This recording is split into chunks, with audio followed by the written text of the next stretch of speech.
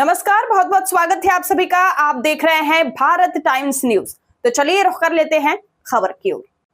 चलिए बड़ी खबर आपको बता दें, जहां उप मुख्यमंत्री अरुण साव ने आज नवा रायपुर अटल नगर निवास कार्यालय में पत्रकारों से चर्चा के दौरान कहा कि विष्णुदेव साय सरकार छत्तीसगढ़ में समान नागरिक संहिता लागू करने के लिए सर्वोच्च न्यायालय के सेवानिवृत्त न्यायाधीश की अध्यक्षता में एक कमेटी का गठन किया गया है। यह कमेटी विभिन्न वर्गों एवं समाज के लोगों से सुझाव आमंत्रित करेगी।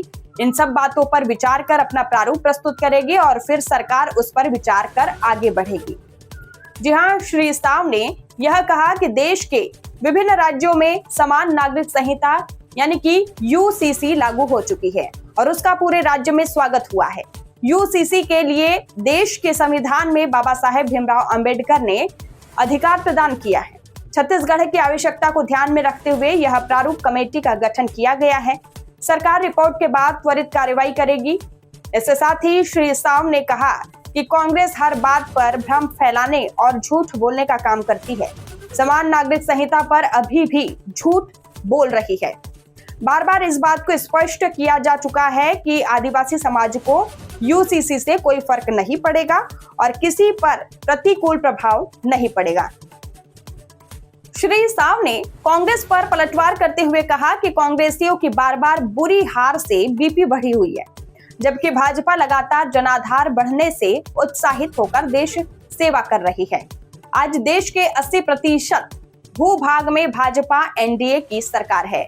इससे समझ सकते हैं बीपी किसका बढ़ा होगा, इनकी हालात क्या होगी।